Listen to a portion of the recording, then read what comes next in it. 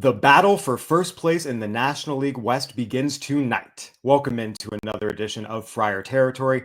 I'm Kyle Glaser. We will be joined shortly by Dodgers beat writer Jack Harris from the Los Angeles Times to preview the upcoming series between the Padres and Dodgers. The Padres, of course, enter the series with a one-game lead in the NL West standings. They were down 9 games to the Dodgers on the morning of July 4th. 6 weeks later, we have seen a 10-game swing. Now the two teams will meet for the first time since June, 3 games at Chavez Ravine this weekend, followed by 3 more games at Petco Park next weekend. We have a lot to talk about. And before we get to it with Jack, first I want to take a look at some players who will play a key role in this upcoming series with our DraftKings Player Spotlight.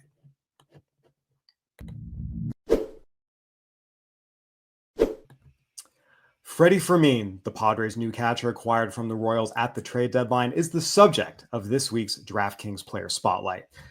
When the Padres acquired Freddie Fermin from the Royals, he had never been a primary starter in any season. He had split most seasons with Salvador Perez.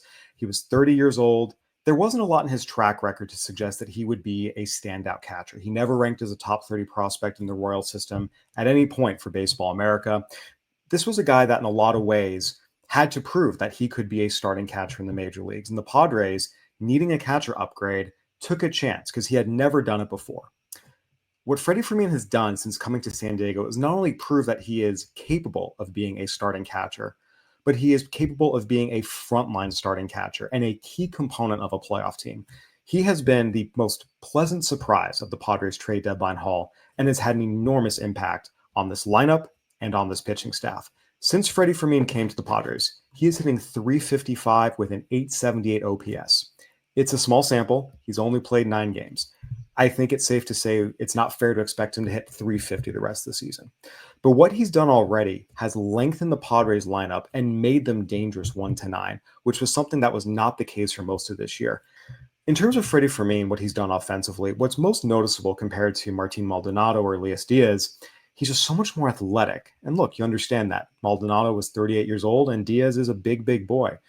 For me, it's the way he gets out of the box, how quick he is on the base pass, just his swing as well. There's a level of athleticism and twitch the Padres didn't have from their catchers. And we're seeing him hit for some power. He hit his first home run as a Padre. He's hitting singles. He's using the whole field. He's going up the middle. He has been a tough at bat, and that is something that has been a huge, huge, huge boost to the Padres. But I also want to focus on Fermin's defense. Since coming over to the Padres pitchers have a 3.36 ERA with Freddie Fermin behind the plate. Again, smaller sample size, but it's lower than Martin Maldonado or Elias Diaz's catcher ERA.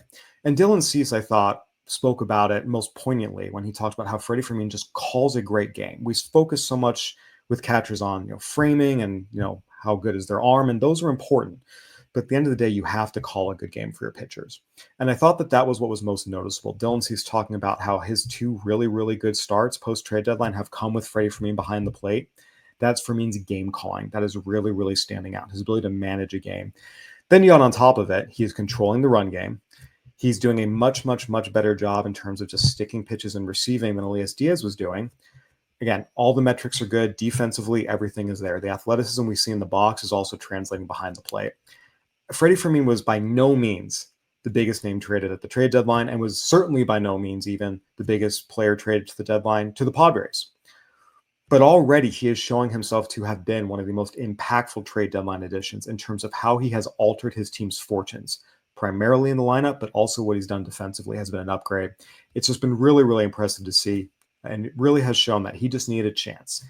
With Sal Perez in Kansas City, you're just not going to get that chance. Now that he's in San Diego, he is getting the opportunity, and he is running with it. This has been this week's edition of the DraftKings Player Spotlight. I encourage everyone, go out, check out DK Pick Six. It's crazy simple. Just pick more or less on the stats for 2 or more of your favorite players, and boom, you're in the mix for some big cash prizes. No gimmicks, no weird rules. And get this, all Pick Six customers will instantly get $50 in bonus picks on just a $5 entry. For my picks this week, I'm going with Freddie Fermin.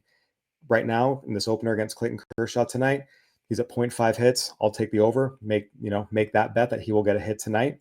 I'm also going to go the over on 0.5 hits for Manny Machado. Again, big series, Manny Machado. We know he feeds off emotion. I have a feeling both Machado and Fermin will get hits tonight. Those would be my picks for this week's DraftKings Pick Six. Make sure and download DraftKings Pick Six app right now and use code FOUL. That's code FOUL. New customers play $5 and get $50 in bonus picks instantly. Ride the upside, where a few bucks can turn into a bag. Only on DraftKings Pick Six. The crown is yours. Gambling problem? Call 1-800-GAMBLER. Help is available for problem gambling. Call 888-789-7777 or visit ccpg.org in Connecticut. Must be 18 and over. Age and eligibility restrictions vary by jurisdiction. Pick Six not available everywhere, including New York and Ontario. Void where prohibited. One per new customer. Bonus awarded as non-withdrawable Pick Six bonus picks that expire in 14 days. 8/24/25 at 11:59 p.m. Eastern Time. Terms at picksix.draftkings.com/promos. We are pleased now to be joined by Jack Harris, Dodgers beat writer for the Los Angeles Times, and most importantly, fellow Sun Devil. What's up, Jack? How we doing, Kyle? Doing all right, my friend. Good to see you. Jack and I have been friends and colleagues for a long, long time. Probably have spent hundreds of nights together in press boxes all around the country. So this will be one of many, many, many more weekend series that we watch and observe together, and it's going to be a wild one. Jack, the Dodgers and Padres have been on opposite trajectories really since July 4th. On the morning of July 4th, the Dodgers had a 9-game lead in the division. Since then, they are 12-21. The Padres are 23-12. Now the Padres have a 1-game lead. What has been the root cause of this Dodgers slide? I think the problem is that there's not just one cause. If you look, over these 6 weeks, there's been a lot of different things going wrong at different times. In July, after Max Muncy got hurt, they were the worst offense in baseball for most of that month, which is something that, even Andrew Friedman, president of baseball operations, said, I literally didn't think that was going to be possible with our team this year to be that bad at the plate over that extended stretch of a time. But they were. The starting rotation for a lot of that period was missing, Tyler Glasnow and Blake Snell and Roki Sasaki and some other pieces. I mean, they've been very Yoshinobu Yamamoto dependent for the most part this season, and that group has gotten a little bit better. The offense has also gotten a little bit better in recent weeks, but now the bullpen has become a huge problem. And I think that's the most frustrating part, especially lately, is that all through July, the Dodgers, maintain confidence in their roster and their team and their ability to turn things around with the star players that they have. And they have a little bit, Mookie Betts has been better. Freddie Freeman's been better. Shohei Ohtani, is back on track after even he went through a little bit of a midseason lull. But now the last couple weeks, even when they are taking leads and have chances to win, they have the bullpen blowing games. They've had just other little mistakes defensively, giving away outs on the bases, like stuff that is not indicative of the kind of team they typically are. Yeah. And that's what's made it tough for them to try to figure out, how to snap out of this rut and play better and go on the kind of extended run that they have done a lot this time of the year. Yeah, I'm actually really glad you brought up kind of the running into outs on the base pass, some of the sloppy play, because I think that has actually been the thing to me that has jumped out the most, covering this Dodgers team this year. The Dodgers, yes, they've always had star players, but they also played really high quality baseball. Defensive efficiency, they were first or second in baseball every year since 2018. This year, they're 18th. Again, there's been missed cutoff men. There's been, focus-based errors. You talk about running into outs on the base pass. We've seen a sloppiness from the Dodgers that frankly, I cannot remember seeing in a long, long time. What do you think the root cause of that is? Is it a World Series hangover? Is it just guys playing out of position? Why do you think we're seeing this? I think different things are happening for different reasons. You look at, they lost this game to the Blue Jays last Sunday. And Shohei Ohtani got thrown out trying to steal third with 2 outs in an inning, and Freddie Freeman at the plate strikes out with the bases loaded in the 9th inning against a rookie left-hander with like a 5 ERA who got thrown into that spot. And those are moments where it just feels a little bit like maybe they're pressing, maybe they're trying to make stuff happen. I just feel like recognizing that the division lead has been getting smaller and they haven't been playing well for a really extended period of time now. And just feeling some of that, we got to get this going. And I think that's been kind of the difficult balance for this team mentally, is trying to walk that line between not panicking about what's been happening, but also trying to find the right kind of sense of urgency. Yeah. But then there are other things, I think for as good as someone like Mookie Betts has been at shortstop this year, right? There's still times where maybe he's not in the right spot on the cutoff throw. There's been a lot of times with the outfielders just like throwing to the wrong base and letting guys advance because of that. Yes. they've had to throw Alex Freeland in there, a young guy who's been playing a lot the last couple of weeks, and he had a costly error in that game on Sunday against the Blue, or earlier in the week against the Cardinals. So again, this is kind of how it gets back to, it's not just like one thing. It's not just like, well, there's a lack of focus in this one area, and we'll address that and we'll fix it. It's not just that, hey, everyone's trying to do too much. It's just like get back within ourselves and calm down. And when you have all that coupled with, again, especially these last couple weeks, feeling like they are playing better, only to have the bullpen, which is going through its whole own set of struggles with injuries and underperformance, to have that unit then contributing to some of these close losses, like Freddie Freeman put it, you got to win the close games, because when you win the close games, you build some momentum. And then that's when you have games where you score 9 or 10 runs. And then that's when you can start to really stack together wins and go on an extended run. And until they do that, I think they're going to be liable to kind of keep making some of these same mistakes. And that's the challenge now. It's like, how can they play cleaner baseball? How can they look more like the team that, was picking on the bad fundamentals of the Yankees in the World Series last year? And I think it has been kind of an interesting and unexpected issue that they've had to deal with lately. Yeah, you raised the point about the urgency and whether or not they have enough of it. That has been a storyline that we are seeing a lot out there. And it's a tricky balance to strike, because on the one hand, you're right. Baseball is a long season. It's 162 games. You can't get too high or too low. And I would argue one of the strengths of the Dodgers in recent years is they stayed pretty even keeled throughout seasons, where the Padres at times got way too high and low, riding the emotional wave. This year, however, there's been kind of conflicting quotes, sometimes saying, hey, we got to step it up, and others saying, we can't panic. How are the Dodgers navigating that line? Because right now it seems like there's some mixed messages coming out of the clubhouse. I think for the most part, the guys are in we got to play better, but we can't panic about it. Like you said, the Dodgers' whole MO for a decade now has been, we reset every day. We take things day by day. We don't get too high. We try to just focus on, we're going to come in, we're going to go do our hitters meeting. We're going to try to come up with a good approach against the pitcher that we're facing. We're going to try to execute that approach. Like, it's a very robotic, kind of mundane, monotonous, but effective way to go through a season that, I think does kind of, at least from the outside, really contrast with a team like the Padres and some of the emotional highs and lows that they ride. But when you get in moments like this, that is where some of that gets tested. And I think especially when you layer on the fact that, I don't know if there's a World Series hangover, but I think that there's definitely been an accumulation of the fact that over the last year and a half, they've made 2 international trips, and Shohei Ohtani's joined the team and all that goes with that. And then, making a deep run last October that was, not that any World Series run is easy, but, there were like specific challenges and hurdles and adversity they had to face in accomplishing that last year. So then when you get in a place where, it is August or like July and you're not playing well, like, I think it is maybe a little bit harder to kind of just get yourself back into like that place of, let's just focus and execute and try to just like grind out playing really good ball. So the Dodgers kind of overall theory of the case here is that, look, our rotation is really good and has just kind of gotten back intact. Our lineup is getting better, and they could not be more confident that by the end of the season, they're going to be kind of producing runs in the way they need to. The bullpen is a big question mark, but they are going to get a bunch of guys back at some point. And the hope is that if a couple of them can get hot, that, come September or the start of October, they think they're going to be playing really good baseball. And I think that's probably going to be true. I would expect them to be playing a lot better than 12-21 or whatever they've been on since July 4.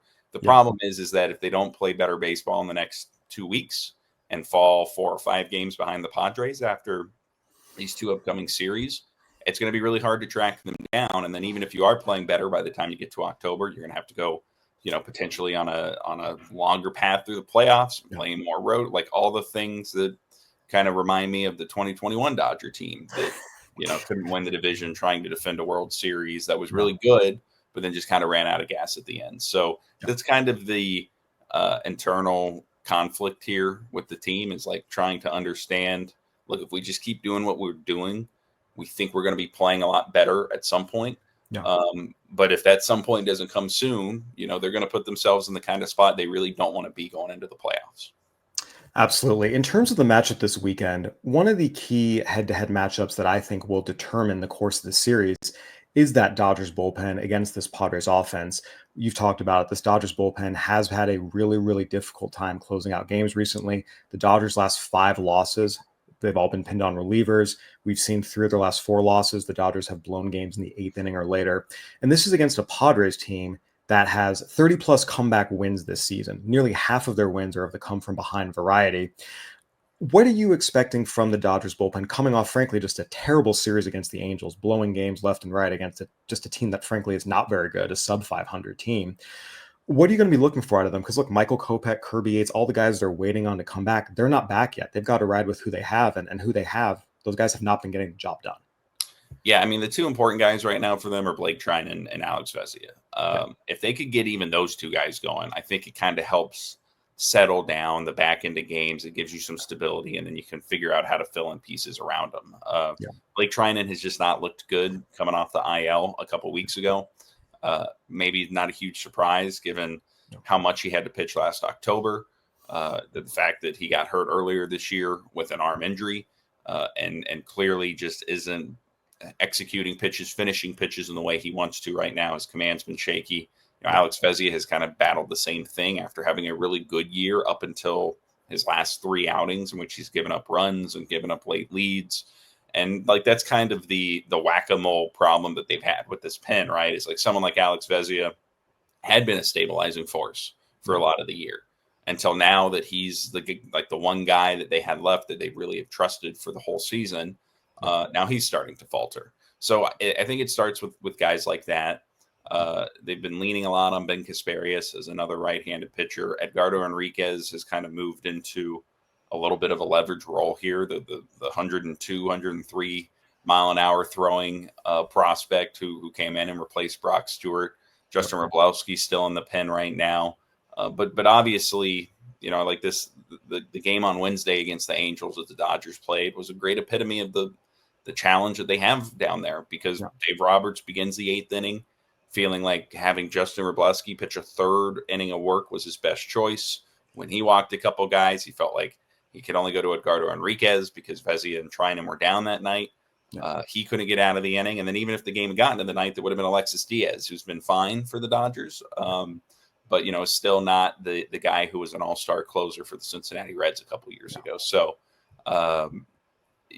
they have 2 guys that they would like to trust there. And then they have a bunch of other guys that are kind of been thrust into bigger roles. And when it pertains to this series, I think to me, this is why when I look at this series, the biggest key for the Dodgers is, especially on the nights that Snell and Glasnow pitch, can those guys get deep in the game? Can they give you the kind of like 6 inning, 7 inning starts that have been kind of rare for the Dodgers this year, outside of, a handful from Yoshinobu Yamamoto? Because right now the bullpen is just not in a place that, especially against the Padres lineup, as hot as this one is, they're having to pitch 4 or 5 innings every night. Probably not going to go well.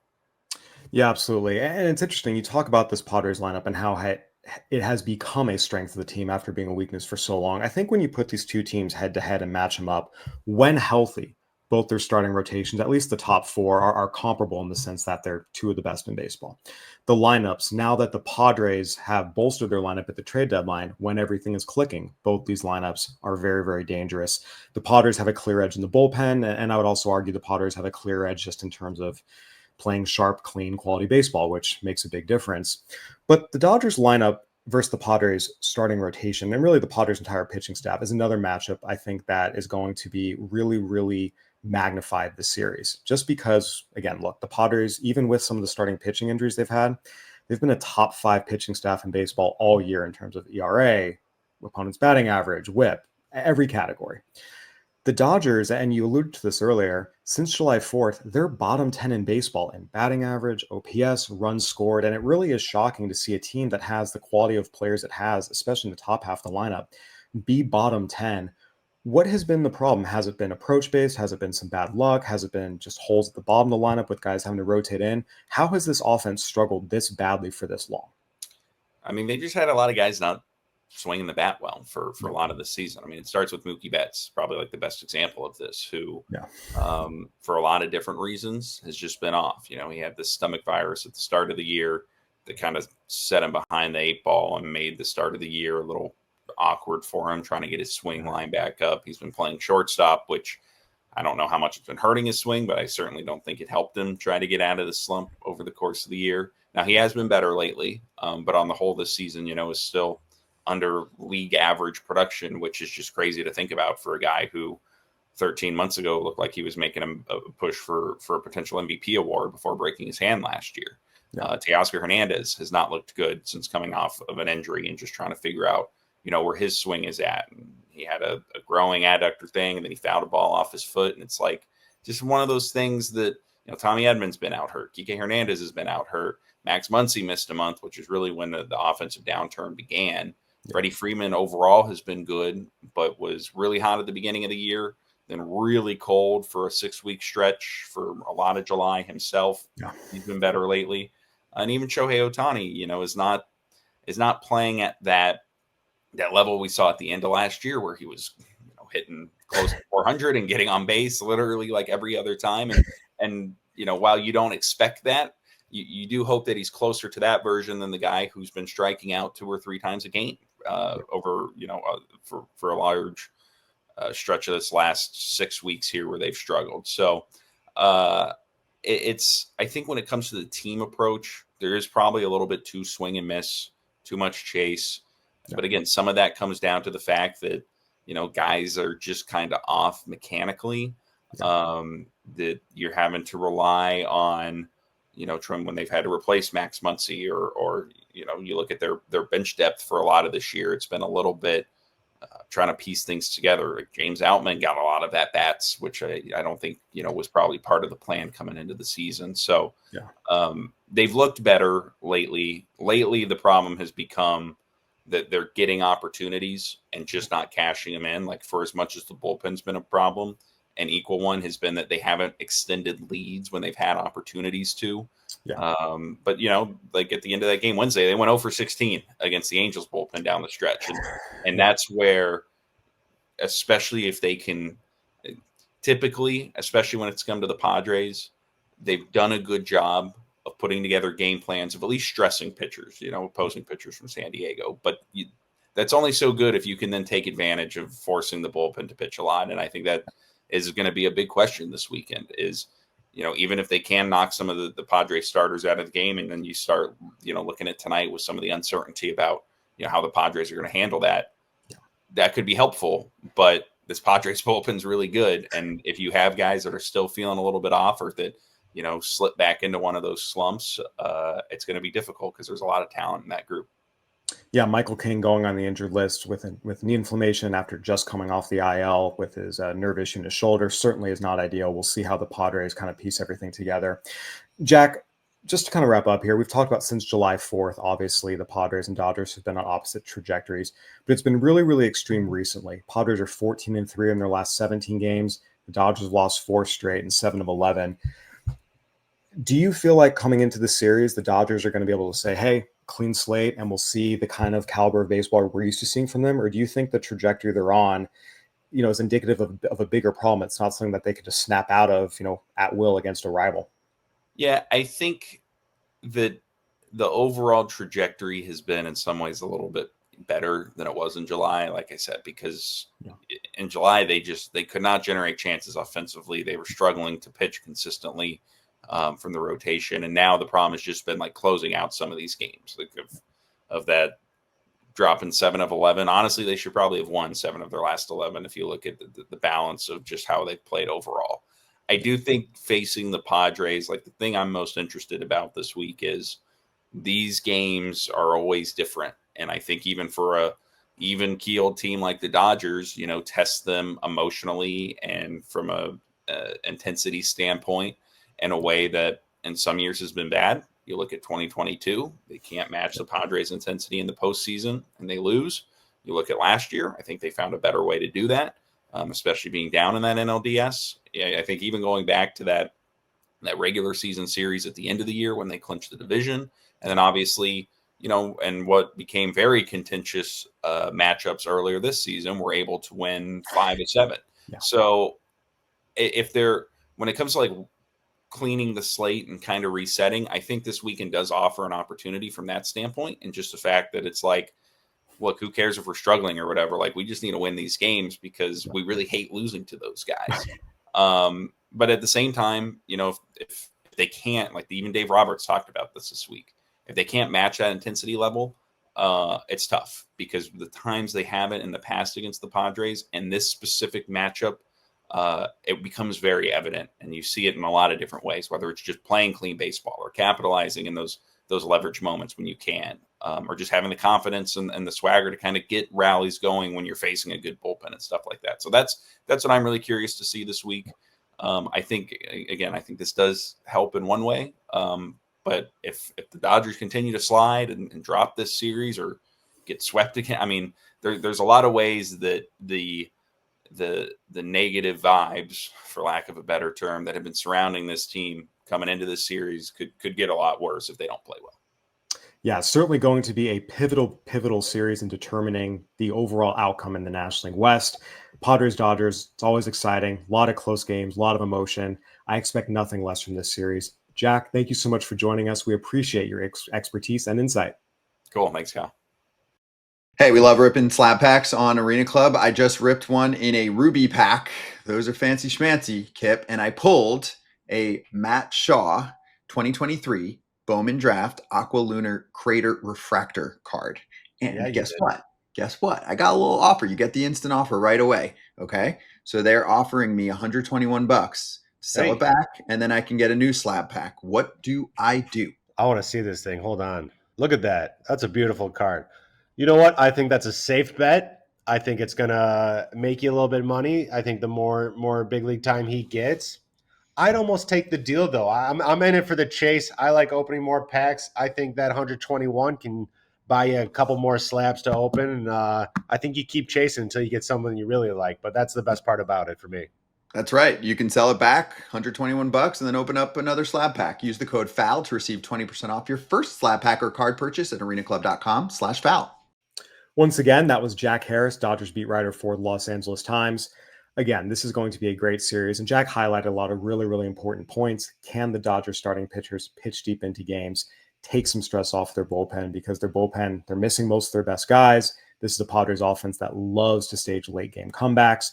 There's no question. I think that's going to be a very, very key thing to watch this series if the Dodgers starters can go deep. And of course, if the Dodgers can find, the energy and summon some of that urgency that I think most observers who are watching them can agree they probably need a little more of. This is going to be a pivotal series. The Padres always get up, play the Dodgers with a lot of emotion. We'll see if the Dodgers are able to match that.